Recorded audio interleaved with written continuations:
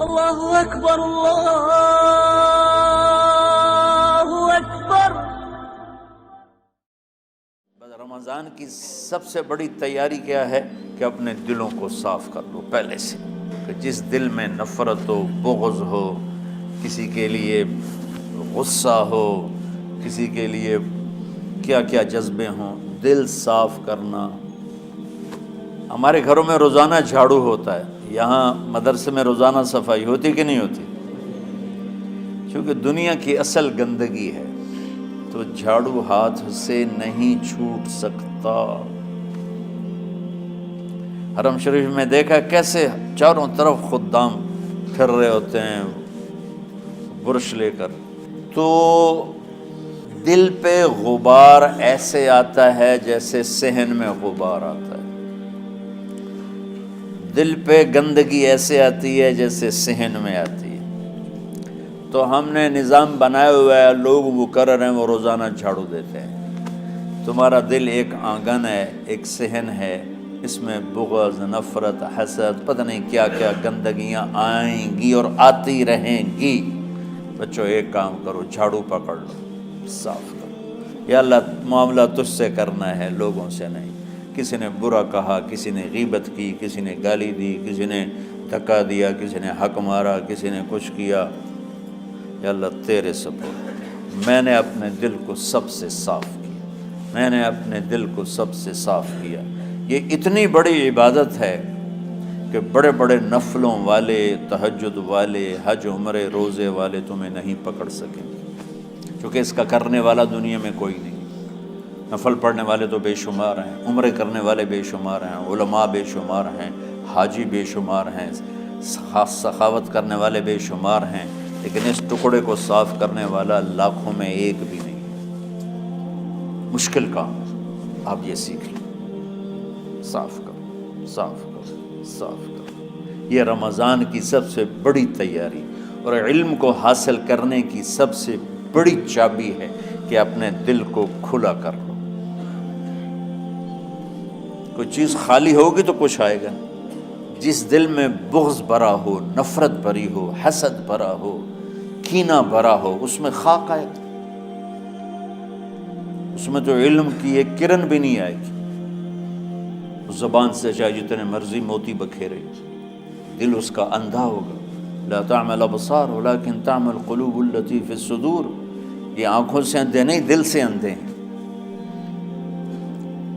تو بچوں اپنے دل کو صاف کرنا سیکھو۔ وہ کتنی مشہور حدیث ہے، آپ نے کہا اس دروازے سے ایک جنتی آ رہا ہے، تو ایک انصاری صحابی داخل ہوئے، جوتا ہاتھ میں، داڑھی میں وضو کا پانی۔ اگلے دن اس دروازے سے ایک جنتی آ رہا ہے، تو ایک صحابی آئے، ہاتھ میں جوتا، داڑھی میں وضو کا پانی۔ وہی صحابی اگلے دن اس دروازے سے ایک جنتی آ رہا ہے، تو وہی صحابی 3 دن جنت کی بشارت لیے۔ اس صحابہ کی جماعت میں ایک شخص ہیں جن کا نام ہے عبداللہ بن عمرو بن عاص۔ ان سے بڑا عبادت گزار صحابہ میں کوئی نہیں تھا، نہ سابقین میں نہ متاخرین میں، نہ پہلوں میں نہ بعد والوں میں۔ ان کی عبادت کیا تھی؟ ساری رات جاگنا، سارے دن کا روزہ، اور ایک ختم قرآن صبح سے شام تک۔ اتنی اللہ نے طاقت دی تھی۔ پھر وہ غلوب والی بات آ گئی، ایکسٹریم ہونے والی بات آ گئی۔ ان کی شادی والی رات حجلہ عروسی میں داخل ہو رہے ہیں، دلہن کے کمرے میں داخل ہو رہے ہیں، اور مصلی بچھا کے اللہ اکبر، اور دیر نفل تے نفل، دیر نفل تے نفل۔ تو ان کی بیگم نے دیکھا تو وہ بھی خیر کا زمانہ تھا، انہوں نے بھی وضو کیا اور پیچھے مصلی بچھا کے وہ بھی فجر تک نفل پڑھتے رہے۔ صبح ہوئی تو حضرت عمرو بن عاص رضی اللہ عنہ نے پوچھا، بیٹی رات کیسی گزری؟ کہا جی ماشاءاللہ آپ کے بیٹے تو بڑے عبادت گزار ہیں، ساری رات نفلوں میں ہی گزری۔ تو وہ ان کو شکایت کر دی۔ حضرت عمرو بن عاص کو اتنا غصہ چڑھا، وہ بیٹے کو تو کچھ نہیں کہا، کتنی حکمت کی بات ہے، سیدھے گئے اللہ کے نبی کے پاس، یا رسول اللہ یہ عبداللہ دیکھیں کیسا نادان ہے، اس کی شادی کی ساری رات نفل پڑھتا رہا. تو آپ کہتے ہیں ماشاء اللہ کتنی بڑی بات ہے، نفلوں میں گزر گئی، رات بھی نفلوں میں گزر گئی. تو آپ نے حضرت عبداللہ بن عمر کو بلا کے ڈانٹا کہ تو نے مہینے میں 3 دن روزے رکھنے ہیں، بس اس سے زیادہ نہیں رکھنے، اور ہفتے میں 1 قرآن ختم کرنا ہے. کہا یا رسول اللہ میرے اندر طاقت زیادہ ہے. پھر اچھا 15 دن روزے رکھنے، کہ نہیں میرے اندر طاقت زیادہ ہے. آپ اس کو تھوڑا تھوڑا کر کے گھٹاتے رہے، اور وہ ہر دفعہ نہیں یا رسول اللہ میرے اندر طاقت زیادہ ہے. تو آخر میں آپ نے کہا اچھا چلو 100 میں داؤدی پہ آ جاؤ، 1 دن روزہ رکھو، 1 دن افطار کرو، اور 3 دن سے پہلے قرآن ختم نہیں کرنا. تو آپ نے اس کو پیچھے کیا. یہ بیٹھے تھے اس محفل میں، ان کے دل میں آیا کیا یہ بزرگ مجھ سے زیادہ عبادت کرتے؟ رات میں ساری جاگتا ہوں، دن روزہ رکھتا ہوں، 1 ختم کرتا ہوں، تو جنت کی بشارت تو مجھے ملنی چاہیے تھی، ان کو کیسے مل رہی؟ یہ کسی کتاب میں نہیں لکھا کہ یہ ان کا جذبہ تھا، لیکن جو کہ میں ان کی سیرت کو جانتا ہوں تو مجھے خیال آتا ہے کہ ان کی نفسیات میں یہ بات آئی ہوگی، چونکہ صرف انہی کو خیال آیا کہ میں جا کے دیکھتا ہوں کہ یہ بزرگ کیا کرتے ہیں. تو ان کے پاس پہنچ گئے. چاچا، ذرا وہ ادھیڑ عمر تھے، چاچا وہ میرے ابا تھوڑے ناراض ہیں تو کچھ دن آپ کے پاس گزار لوں. کا بیٹا بسم اللہ آ جاؤ. اب رات ہوتے ہی عشاء کی نماز پڑھ کے انہوں نے جلدی سے چادر اوپر لی اور یوں سراغ کر کے ان چاچے کو دیکھنے لگے ایسے کر کہ اب یہ کیا ساری رات سجدہ کرے گا اور ساری رات روتے روتے روتے روتے مصلی گیلا ہو جائے گا، یا ساری رات رکوع کرے گا، ساری رات قیام کرے گا، ساری رات قرآن پڑھے گا. اس تصور سے یوں دیکھ رہے. اور وہ بزرگ صحابی تشریف لائے، سرانے پہ سر رکھا، اللہم بسمک اموت و احیا، ہو گئے. اب یہ دیکھ رہے ہیں ابھی اٹھیں گے، ابھی اٹھیں گے، ابھی اٹھیں گے. اٹھے فجر کی اذان پہ اٹھے. اب یہ تو حیران پریشان ہو گئے کہ یہ کیا؟ اس زمانے میں تو منافق تہجد نہیں چھوڑتے تھے ڈر کے مارے کہ پتہ نہ چل جائے ہمارے کفر کا. تو یہ چاچا جنت بھی لے گیا تو ستا بھی پیا کہ چلو کل دیکھوں گا. اگلی رات پھر چادر سر پہ کر کے اور یوں سوراخ کر کے لیٹے ہوئے اور دیکھ رہے. چاچا پھر تشریف لے اور سرانے پہ سر رکھا، اللہم بسمک اموت و احیا، ہو گئے. فجر کی اذان پہ اٹھے. یہ اور پریشان ہو گئے کہ میرا نبی کا فرمان تو سچا ہے، اس میں تو شک بھی کفر ہے، لیکن عمل کیا ہے جس پر اس کو جنت کی بشارت ملی؟ 2 رکعت نفل بھی نہیں. اور آج کے دور میں تم میں سے ماشاءاللہ اکثر بچے تہجد پڑھتے ہیں کہ 1 رات اور دیکھوں گا، تیسری رات اللہم بسمک اموت و احیا، ہو گئی ساری رات.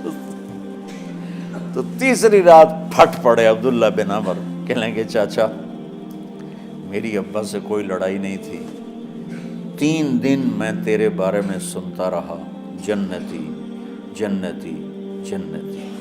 میں دیکھنے آیا تھا کہ آپ کیا کرتے ہیں. آپ تو کچھ بھی نہیں کرتے ہو، ساری رات سوتے رہتے ہو، اب کیا کرتے ہو؟ میں نے کہا بیٹا یہی ہے جو تم نے دیکھا ہے. اب ان کو سمجھ میں نہیں آ رہا کہ یہ جوڑ کیسے بٹھاؤں، ادھر جنت کی بشارت، ادھر ساری رات خراٹے. اب یہ اس میں جوڑ کیسے بٹھاؤں، کیونکہ نبی کی بات تو غلط ہو نہیں سکتی. تو اب وہ ایسے بڑے بے دل سے ہو کر واپس مڑے، پتہ نہیں کی چکر ہوئے گی کوئی گل. جب وہ دروازے تک پہنچے تو کہنے لگے بیٹا ادھر آنا. واپس آ گئے. کہا میں تمہیں اصل راز کی بات بتاتا ہوں. کہا کیا ہے کیا ہے؟ تو یہاں ہاتھ رکھا، کہا یہ جو دل ہے نا اس میں کسی انسان کی نفرت نہیں.